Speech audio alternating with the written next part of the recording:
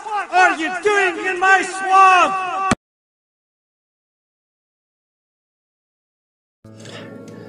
Hello everybody, this is Overboy and I'm going to be doing my review for the 1935 movie Werewolf of London. So in this movie,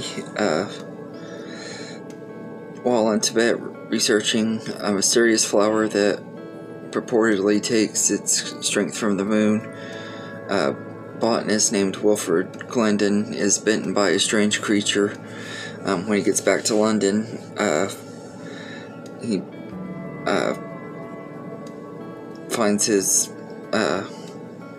he becomes absorbed in his research of the plant and is annoyed by the appearance of fellow scientist Dr.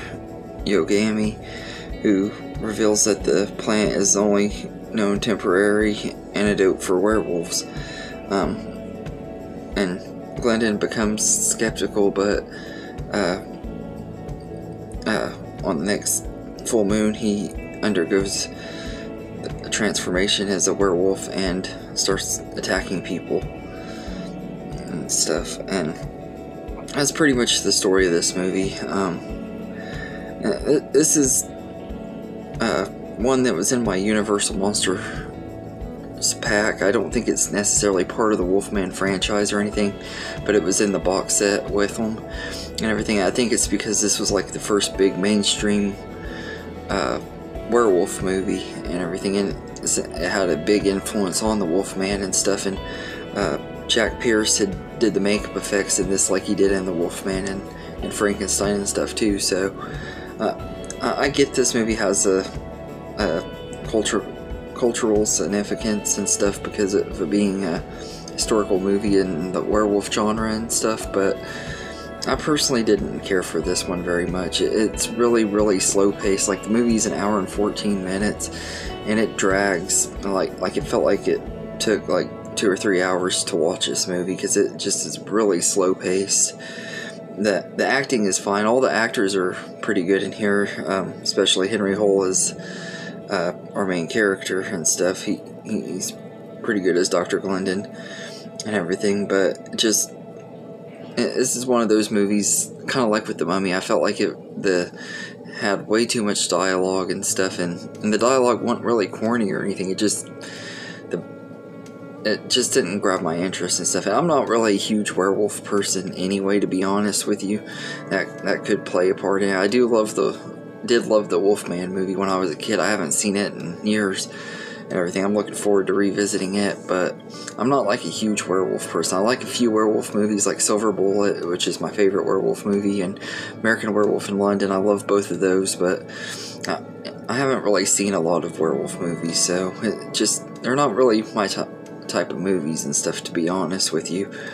But this one, it could have been a lot better. I mean, it does hold up pretty well, like the makeup effects and stuff on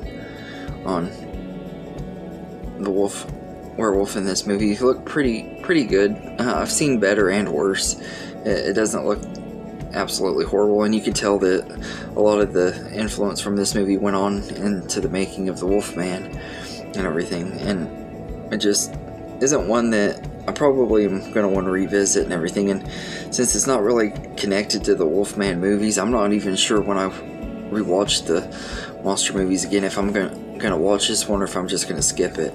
But I did at least want to see it one time and do my review and stuff. I think it's, like I said, it's okay. The effects are pretty good, and it has some pretty cool sets and stuff in here too, but there's also some stuff that really has not aged well, like when they're in Tibet at the beginning of the movie and everything. There's a lot of stuff in there that didn't age well.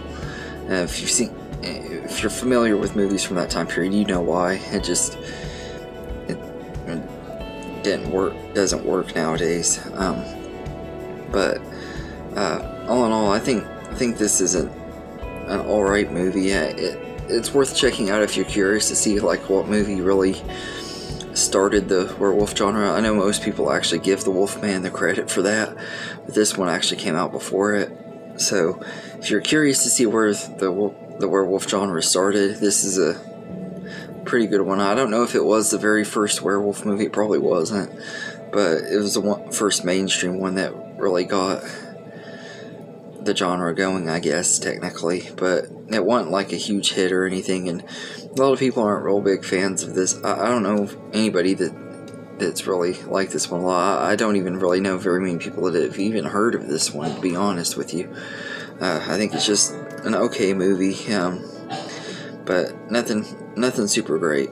So I'd say I'd give Werewolf of London 3 out of 10 for makeup effects, and the cast was pretty good in here, and it did have some cool moments when the werewolf was attacking people, but pretty much after you see the first attack, you've seen them all in the movie, because it's all kind of repeated and everything, the way they're made and stuff. But it could have been a better movie and everything. But anyway, let me know in the comments what you think of Werewolf of London, and I hope you enjoyed this video, and have a good day, everybody.